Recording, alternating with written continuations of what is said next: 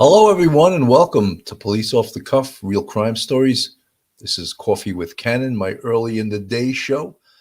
You know, folks, I don't know if you've been paying attention, and we weren't going to do another show on the whole Alec Baldwin Rust movie set shooting, the tragic shooting of Helena Hutchins. But a story came out in Vanity Fair and also in the New York Post, and some of the facts that we've basically hung our professional hats on uh, were disqualified by the district attorney Mary Carmack Altwies, specifically to the fact that whether a firearm can go off without pulling the trigger.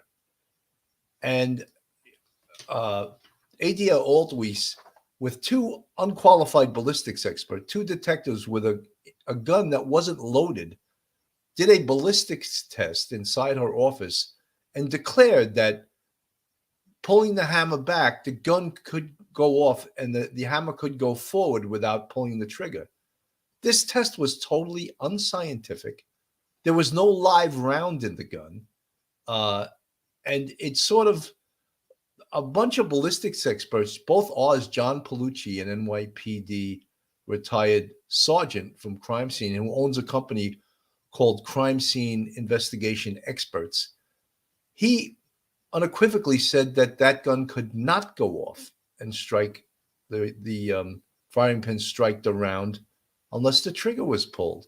So when this DA, Miss Carmack Altwies, does this unscientific test inside her office without a live round, I question the competency of, first of all, that test is ridiculous because it proves nothing. The other thing is, the only gun that matters, if it's operable, and if that in fact could have happened, is the gun in question that currently is in the custody of the FBI. And the ballistic test, all the ballistics tests, including operability, whether the gun could have malfunctioned, all of those tests would and will have been conducted by the FBI. And that will determine whether or not there will, not that in itself, but that will determine or not whether there's going to be criminal charges. If you read the Vanity Fair article, I just want to go over some of the things that they said. They broke it down to 5 different areas of basically incompetence on the set of the movie Rust. Number 1 was the hiring of the armorer. What they were willing to pay was so low that the best and the top industry armorers didn't want to touch this film because they could see that it was a cut rate film and that they were not willing to spend the money to hire top people. Therefore, safety, a lot of the safety aspects of this film were going to be cut, sort of. So they were going to take shortcuts. Let's put it that way. They were going to take shortcuts. So some of the top people in the industry wanted no part of working on this film. So what occurred was they hired an armorer, Miss Gutierrez Reed, who was inexperienced and really unqualified to be an armorer on this movie. She had one previous experience where she worked as an armorer on a film. So that was number 1, that Vanity Fair. I'm quoting the article, okay? The introduction of the bullet. That was number 2. How was a live round introduced into, say, the box or whatever wherever they stored their dummy rounds that were going to be used in this scene? How was a live round introduced? And that in itself needs a lot of investigation. There could be a lot of incompetence to this. There's reports that members of the crew were shooting the same gun that was used in the scene, shooting beer cans and shooting bottles as recently as the day before, possibly even the morning of. That's unconfirmed. So there's a lot of incompetence to go around here. Number 3, loading the bullet. This is one of the biggest questions of culpability. Who loaded that bullet or the round or the projectile? Who loaded that into the gun? Who put, basically the question is, Who put a live round into that firearm? Huge, huge question too. Also, uh, will determine criminality, whether or not there's going to be criminality in this case. Um, then let's go forward a little further. Uh, Lacks on set safety inspection. Who was in charge of the safety inspections on this set? And Vanity Fair's inspection investigation, not that they're the end of all, the end of all will be the Santa Fe police detectives and the FBI. Who was conducting, who was making sure that that film set was safe? Again, cutting costs can make some of the things that are cut have to do with safety. And that apparently happened here. How about Alec Baldwin? Was he trained in firearm safety? Apparently not, because he felt that it was okay when someone said cold gun, that he just took it that that gun was safe. In all of my training on the police department, we are taught ad nauseum at the range when we're completed our firing of our qualifications, we're told to do a physical and a visual inspection of the firearm to make sure that it's empty. Was Alec Baldwin ever taught that? Okay. The gun goes off. That's number 5, according to Vanity Fair. How did the gun go off? Did Alec pull the trigger? He swears he didn't. We testified, or we sort of proved, that the gun could not go off unless the trigger was pulled. I'm going to go back to the first episode that we did on this case with crime scene expert, retired NYPD Sergeant John Palucci, and I'm going to play a little bit of his demonstration he does with a firearm that's very, very similar to this firearm that was used on the movie Rust. So let's see what this looks like here. Thank you very much, as Elvis would say. So essentially, first of all, what we want to start with is operability. There's a distinction that needs to be made between an accidental discharge, which is nomenclature people use all the time, and unintentional firing, right? An accident is an accident. It means that you have a defective firearm, right? So that's an accidental discharge versus an unintentional firing where you have a fully functioning weapon that it's operator error. You mishandle it. So we're dealing with revolvers. Let me first start with a cartridge, right? So this is a cartridge in this hand right here. This is a cartridge. It's not a bullet. So a cartridge has 4 components. You have the bullet. You have the cartridge case. On the bottom, you have the primer, which is impact sensitive, that little circle in the middle there, right? And then you have the powder that's inside. So now, the only way you're going to discharge a firearm, and we're talking about a firearm that takes a conventional cartridge, not like a musket or something like that. The only way it's going to discharge is if there's impact to this primer, and then that initiates the powder burning and causes the bullet to be forced out of the muzzle of the firearm, right? So here we have a primer, right? You see see that circle in the middle there, right? And here's another primer. This one's been fired. So you see there's a ding in the middle of it, right? That's from the firing pin striking it, okay? And that's the only way this firearm is going to discharge is if the firing pin strikes it. So if you have a fully functioning firearm, this is a revolver. This is a single and double action revolver, okay? Always before you do anything, demonstration or otherwise, you check and you make sure that it's not loaded. I can see this is not loaded, okay? This is called a cylinder, right? Within the cylinder, you have chambers, right? So you can put a cartridge in each one of these chambers, right? One of the first things I noticed when I read a couple articles, I haven't been following this thing too closely, but that they call this a drum, right? And then there's a loading gate, they call it a hatch. So you're supposed to be an armorer on the set, like an armorer and a gunsmith. An armorer essentially can take a gun apart and replace parts and put it all back together. In order to do that, you kind of need to know what the parts are called. So they're telling me that they don't know what the parts are called when they call this a drum, right? So this is a double action revolver. The reason it's double action, it's actually single and double action. when I pull the trigger, right? I pull the trigger, see the hammer goes back, right? And then it drops. Two things happen. I pull the trigger, hammer goes back, hammer drops. That's two things. That's double action. I can also fire this in single action, where I pull the hammer back and then pull the trigger. Notice what happens to the trigger when I pull the hammer back. The trigger goes back. It's much more sensitive in single action. Single action is very sensitive. So I pull the trigger and the hammer drops.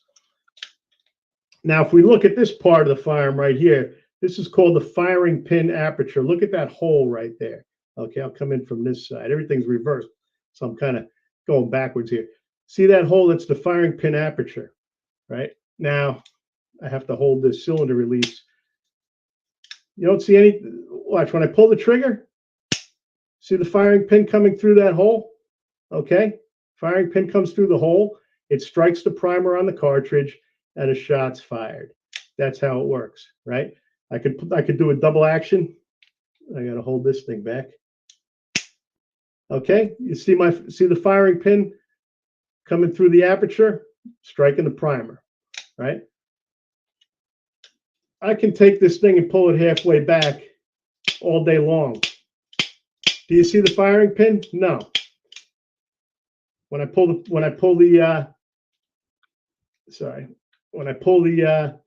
hammer back, now you see the firing pin. Okay? These guns are designed to be safe so that even idiots can handle them, right? This is a single action. This is what they're dealing with. So this is a more modern revolver, right? This one here is. This is the kind of thing that, we used to carry on patrol if you're a dinosaur, right? John, even though this is not a 45 caliber like was used in the movie, this is a replica gun similar in style. It's a 22 caliber, but it's an old-time gun, and it's for your purposes of this demonstration. It's a single action revolver, and you can do the demonstration, and it operates exactly like the 45 does, correct? Exactly, yeah. I mean, there might be a couple differences in terms of a firing pin and stuff like that, but the whole thing is this gun is actually, the serial number comes back as a Peacemaker, right? And the Peacemaker is the old Colts like that Wyatt Earp used to carry and stuff like that. So this isn't even a replica. This is just a 1975 version of one of those firearms, right? So now the way these are loaded, you see this is called a loading gate, right? The cartridges have to be loaded one at a time. See how the cylinder is locked, right? I can't turn this to load or unload. The only way to do that is to put it in this half-cocked position, right? This is fully cocked. This is half-cocked. Once I half-cock it like that, I can turn this cylinder, it's not a drum, it's a cylinder, to each individual chamber, right? And I can hit this ejector rod, see the ejector rod coming out, and I can eject discharge cartridge cases, right? And then I can go to the next one and the next one. That's why you see, like in the old westerns, when they're emptying out the gun after they get into a fire, into a firefight, right? So you do it one at a time. Same thing with loading it. It's loaded one at a time, right? Loaded one at a time. Okay. And the way you do that is with this half-cock safety, right? So now, you remember how I was able, on this revolver, I can kind of pull the hammer back halfway or most of the way, and we still don't see the firing pin come through the aperture, right? Remember we saw that? This is a totally different story because I need this half-cock to turn the cylinder, right, to do my loading and unloading. That's a built-in mechanism to these old-time single-action revolvers, and that's what they were using on the set. So now, when I pull the hammer all the way back,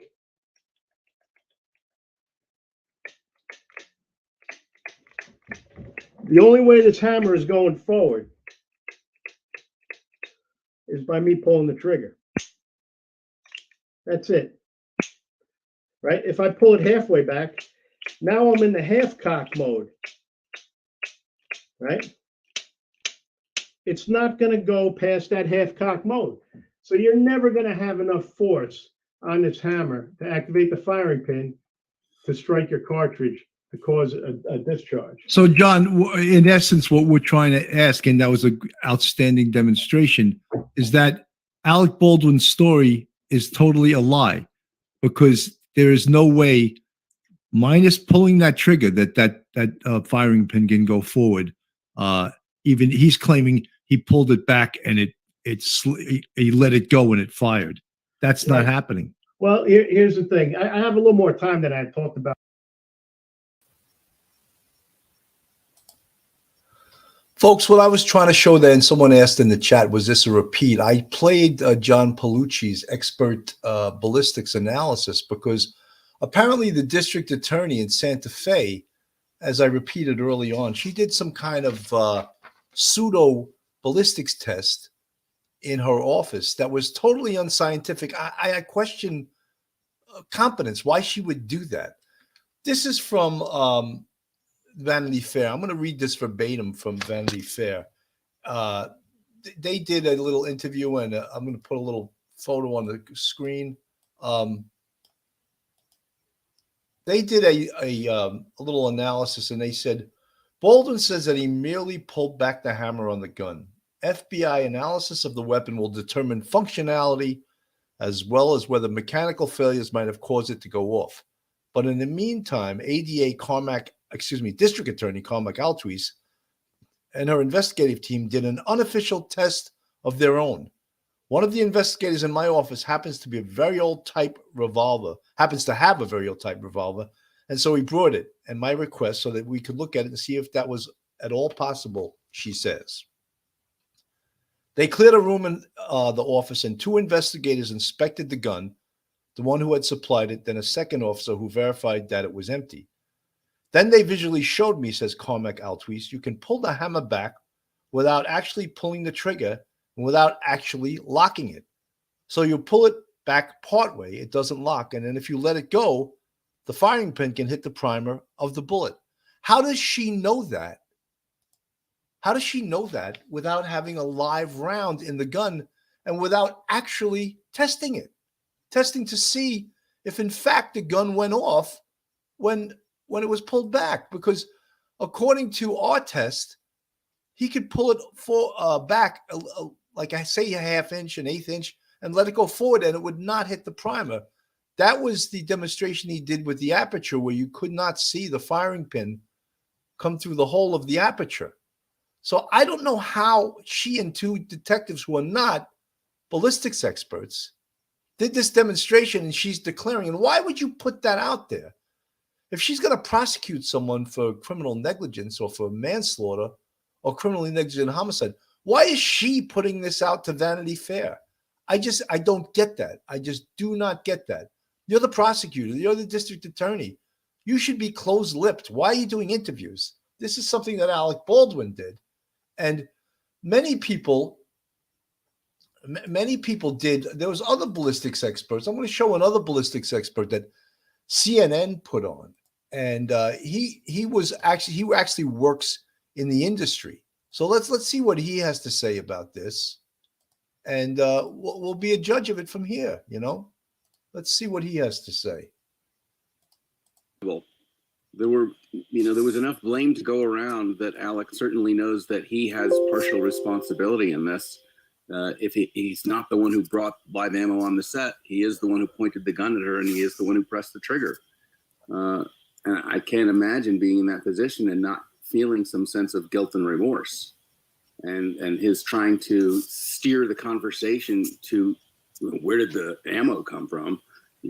That's not his job. He was asked, what's the actor's job?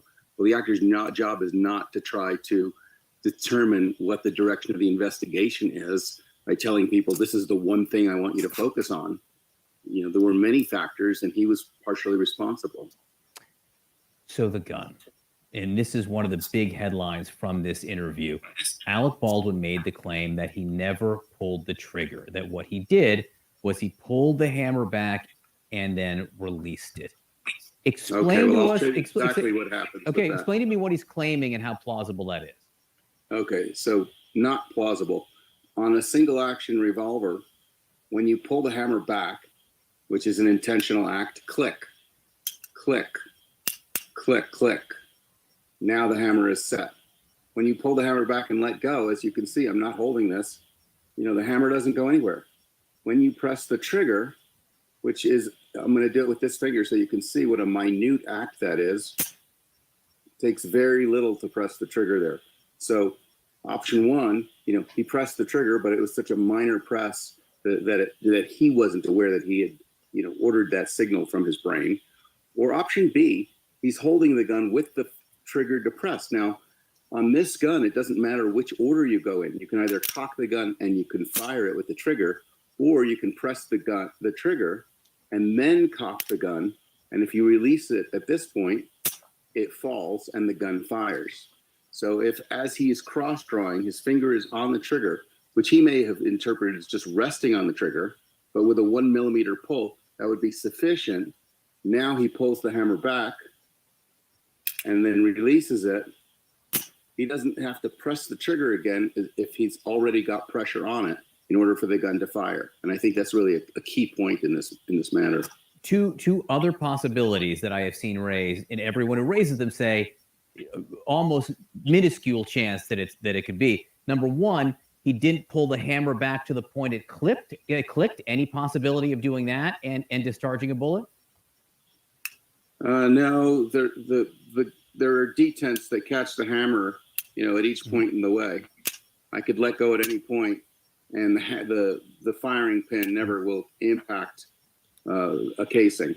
And then the last possibility is that somehow the gun itself was flawed, so that the mechanism that would cause it to click, as you really very, very clearly pointed out to us, somehow didn't work. There was no click there, and that somehow there was nothing to prevent the hammer from going in.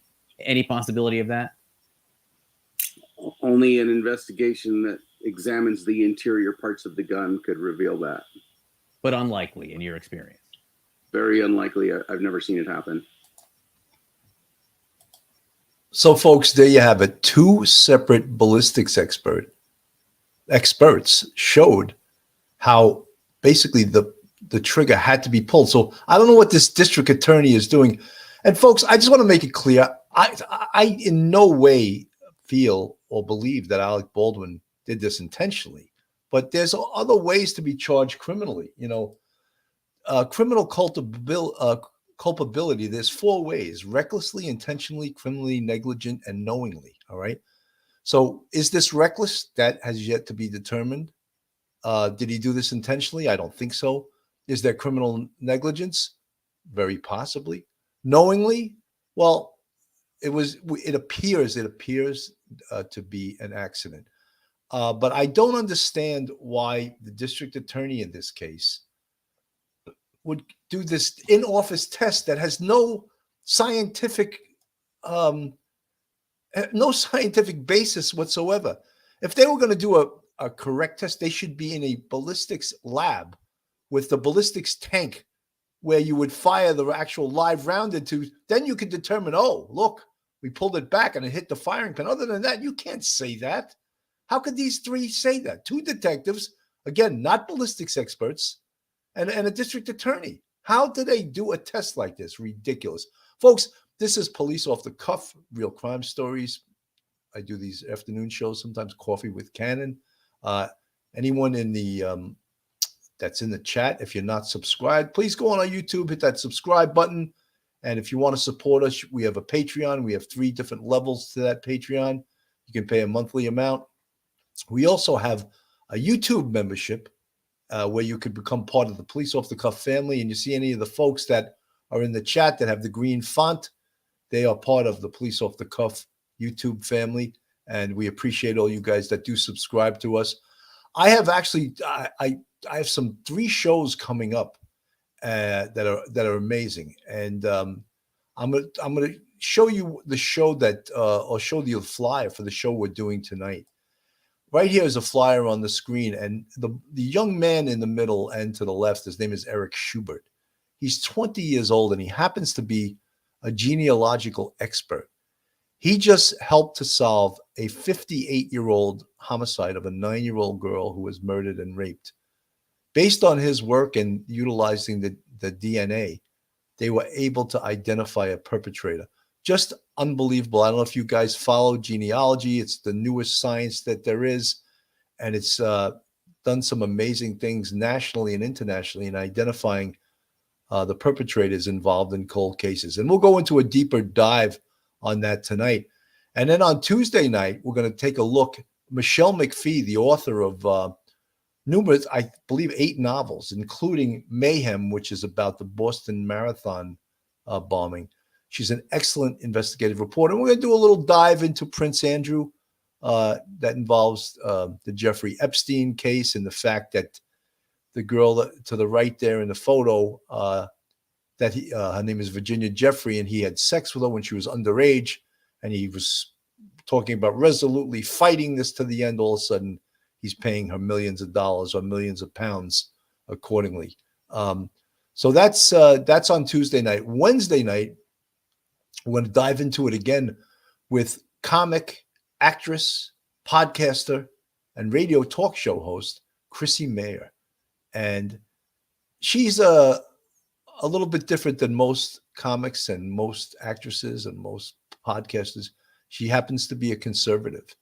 And we're going to talk about the attempted canceling of Joe Rogan and the Joe Rogan podcast by some of our music people, Neil Young, Joni Mitchell, CSN.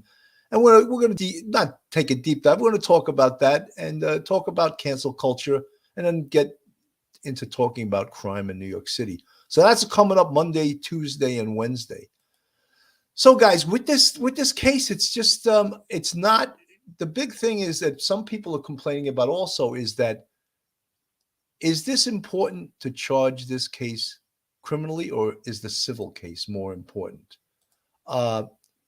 Obviously, the civil case is very important because the family of Helena Hutchins has to be compensated for her loss of life. Just absolutely horrendous, the incompetence on this set. And we had an attorney who was on News Nation the other night, was talking about this. I'm going to play a little bit of that, and we'll talk. She's going to talk about discovery and some of those things in regards to this case. And here we go. Complicates things at this moment for prosecutors as they move forward. I think it complicates things for Alec Baldwin as they move forward, because what is happening now is they are trying to get the suit started, which means they will try to go through a discovery process, which is very hard to do when people are under criminal investigation. That's when people start taking the Fifth Amendment, and things are complicated because all of that discovery goes back to the prosecutors. Basically, the civil case starts to help the criminal case. But isn't he already under investigation? Hasn't that already started?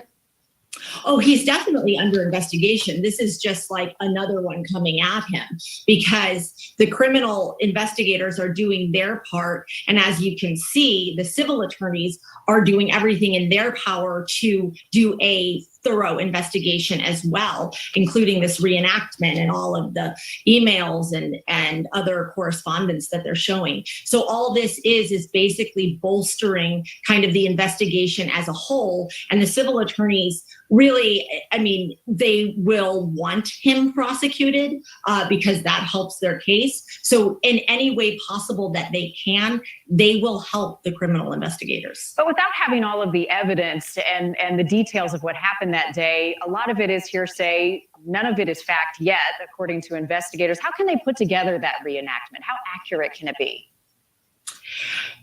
You know, we don't know, right? So I think they have done a thorough investigation from the civil side. It looks like they have witnesses that have come forward, and that's how they are doing the reenactment. This reenactment sends a very strong message to Alec Baldwin and the producers named and the producers of Rust, that they are being thorough, they are dotting their I's, they are crossing their T's, and they are coming at them and sending very powerful messages. Well, let me talk to you about the strategy from the Baldwin team, at least as it appears on the surface. I want to pull up this statement released to Variety and just a portion of what Alec Baldwin's team said, and it really points to him shifting blame to others involved. It said actors should be able to to rely on armorers and prop department professionals, as well as assistant directors, rather than deciding on their own when a gun is safe to use. So is that a strong legal defense at this point?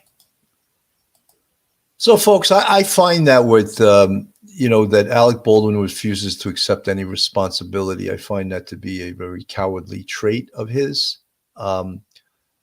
Several actors, George Clooney included, said it's the actor's job, after he's handed the gun by the armorer, to inspect the gun to make sure that it's safe, to do a visual and a physical inspection of that gun. Like we talk about all the time, people that have that are experienced in firearms, they always talk about a visual and the physical inspection of that firearm.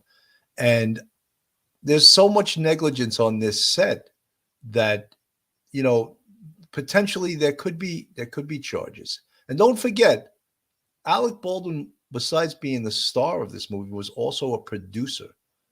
So what type of responsibility, what type of liability does that give to him as far as that goes?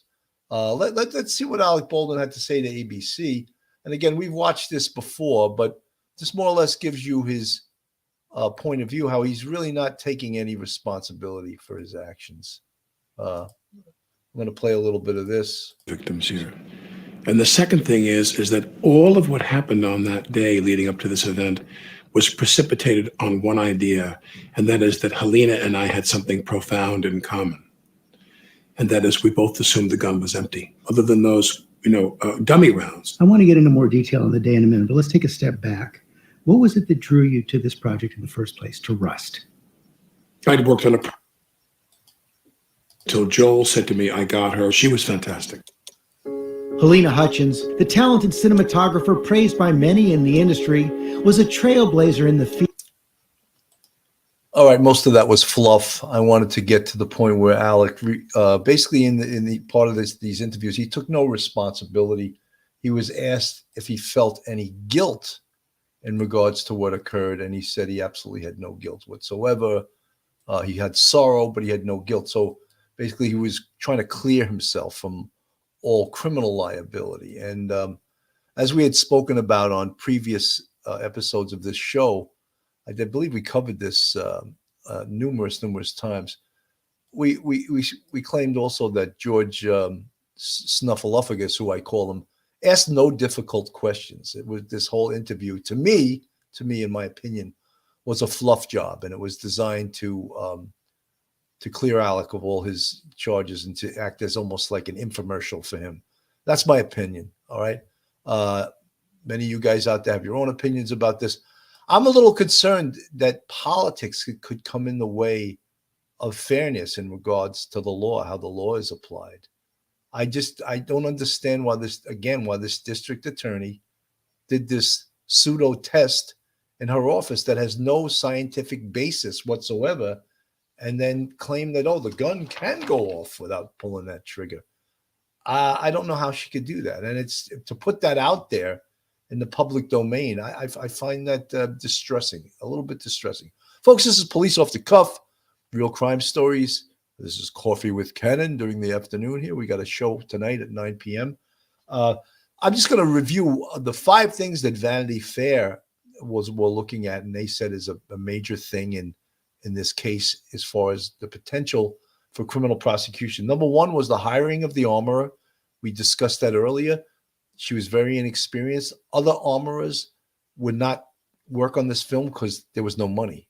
There was a cut rate amount to pay the armorer. Therefore, the experienced armorers wanted no part of it. And they also knew, the armorer who they interviewed knew that if they did cut rate, that was going to cut safety precautions on this movie also.